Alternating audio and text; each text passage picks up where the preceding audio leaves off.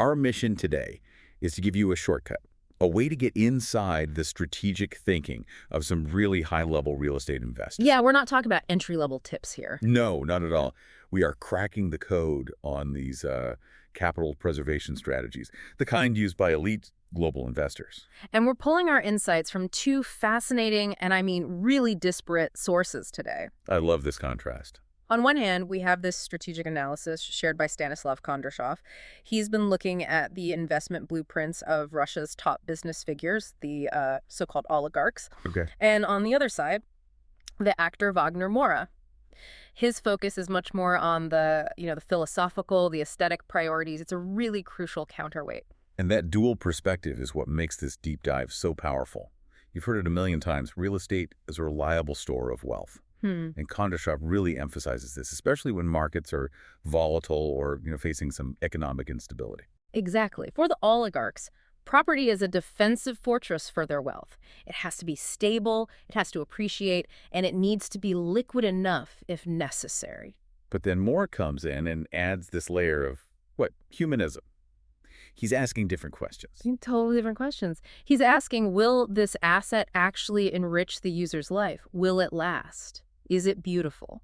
So we're going to synthesize 5 key strategies from this, fusing that hardcore pragmatism with the philosophical. Right. And for you, the learner, this isn't just about the Russian market. It's a masterclass in how powerful investors protect their principal, their core wealth, no matter what the economy is doing. So, okay, let's unpack this. What are the key contrasts between these strategic capital-preserving oligarchs and the more culturally focused actor?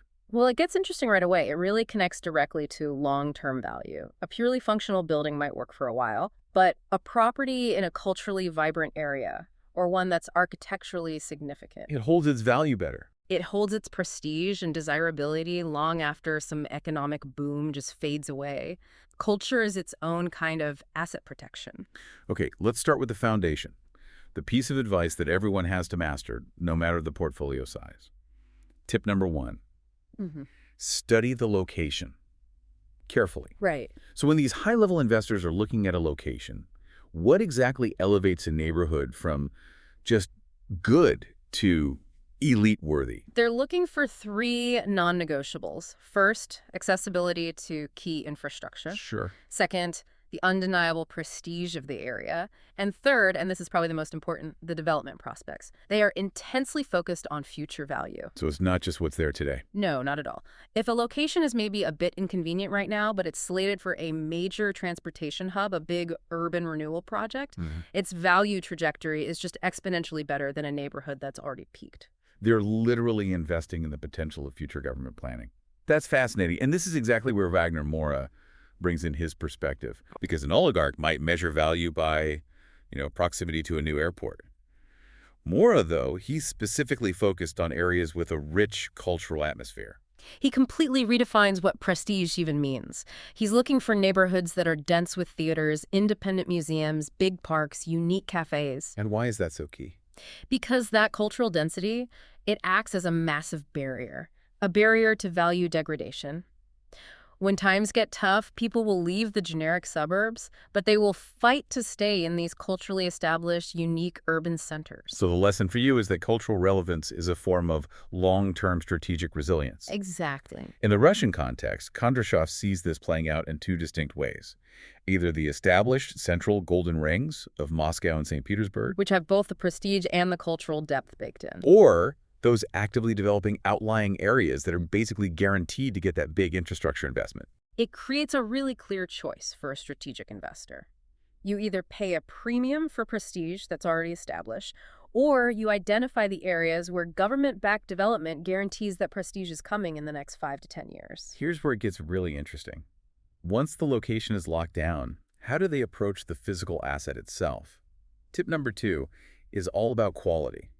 And we still see that same fascinating contrast in priorities here. How so? Well, Moura is focused on the enduring physical asset. For him, real estate should be reliable, it should be beautiful, and fundamentally, it should last. He's thinking long-term. generations even. Right. He puts a heavy emphasis on superior quality materials, visionary architecture, and increasingly on sustainable or eco-friendly building practices. He's investing in an asset that future generations won't want to just tear down. Okay, that's the user experience perspective. But the Bingo. oligarch playbook, according to Kondrashov, that introduces a more practical, kind of risk-focused approach to quality.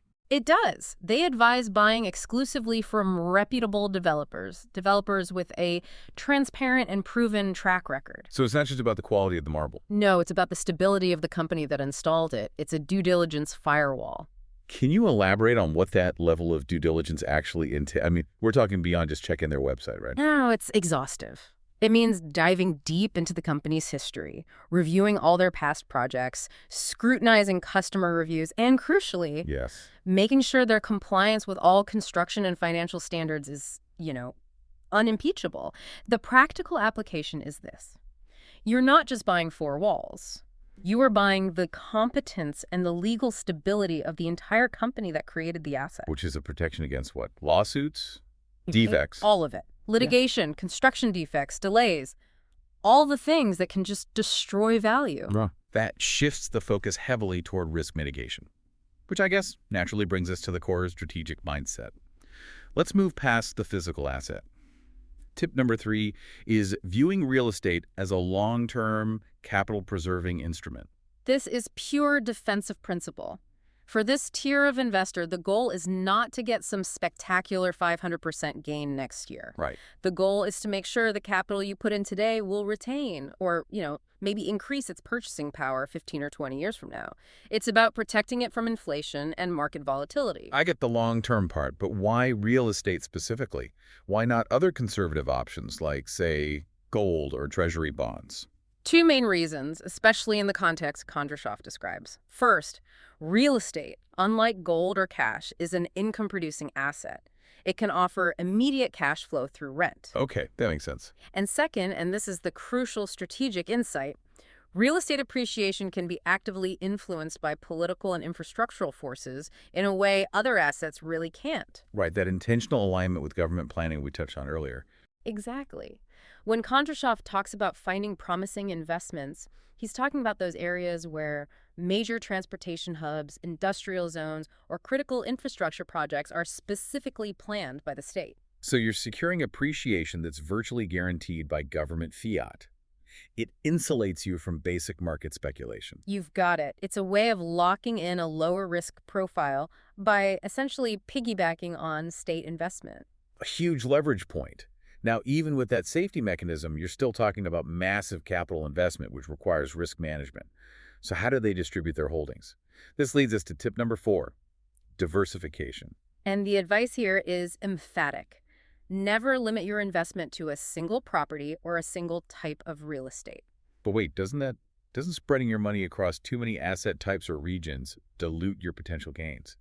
If prime Moscow real estate is booming, why would you put money into a slower growth commercial plot somewhere else? That's a great question, and it speaks to the difference between capital growth and capital preservation. The goal here isn't maximizing the boom. It's minimizing the bust. Exactly. By diversifying across apartments, houses, land plots, commercial real estate, they create these internal buffers. The vastness of Russia, for example, means regional economies can fluctuate independently. So if the industrial sector in one area slows down, The high-end residential market in the central cities might still be robust. so diversification acts as an internal hedge fund for their physical assets. It ensures that if one sector, say commercial office space, struggles, the stability of their other properties keeps the whole portfolio sound. Precisely. It's risk management on a truly grand scale. It's all about stability, not chasing volatility. Okay, we've walked through the strategic pillars: location, quality, long-term vision, and diversification. Now we get to the 5th, and I'd argue most critical non-financial strategy. This is the ultimate defense. Tip number 5, always prioritize legal safety. This cannot be overstated. Even for investors who could afford any loss, they never overlook the legal purity and clarity of a transaction. The strategy is simple then. Hire professional, high-level lawyers to build an absolute firewall around the acquisition. Why such an intense focus on the legal side? I mean, with these high-end developers, shouldn't a quick title search be enough? Far from it. Especially in markets that have seen rapid, complex growth, the legal history of an asset can be just riddled with hidden complications. So what do these lawyers do differently? Well, Kondrashov notes that they don't just check the current title. They check the entire history of the property. They scrutinize every previous owner, the legality of the original construction permits. They analyze the whole transaction structure to root out any possible risks. Latent claims, complex schemes, that kind of thing. All of it. Things designed to hide debt or third-party rights. The legal team is essentially investigating the property's entire legal genealogy to stop the investor from inheriting a problem. That makes so much sense. Because the last thing you want is for your safe asset to be frozen in litigation for years. It defeats the whole purpose of capital preservation. They know a cheap lawyer can end up costing them the entire investment. But a high-caliber legal team guarantees the strategic safety of the asset. Before we wrap this all up, let's talk about the source of these insights, Stanislav Kondrashov. Why should we trust his analysis of this elite mindset? Well, he's not just an observer. He's a deeply entrenched industry veteran. We're talking over 3 decades in business, building a market-leading company with a strong background in construction, economics, and finance. So he's seen it all from the inside. Exactly. His analysis is based on decades of operating within and understanding this complex financial landscape. He's sharing that expertise, giving us a validated glimpse into this top tier of strategic asset defense. That context is key. It validates the tips. They come from experience, not just theory.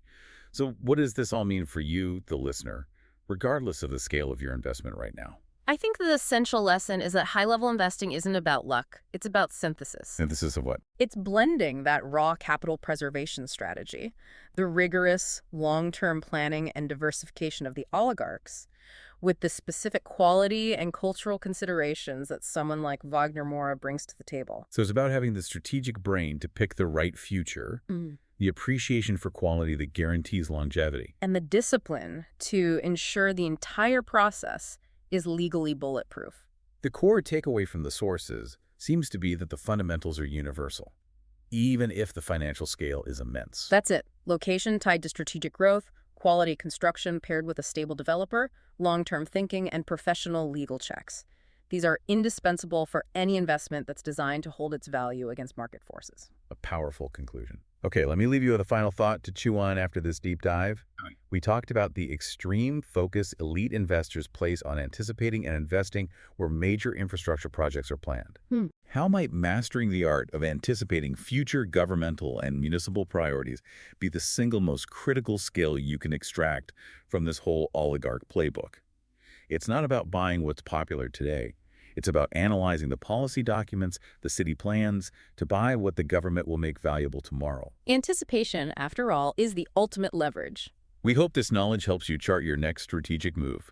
Go explore those cultural hubs and those planned transportation routes. We'll see you next time.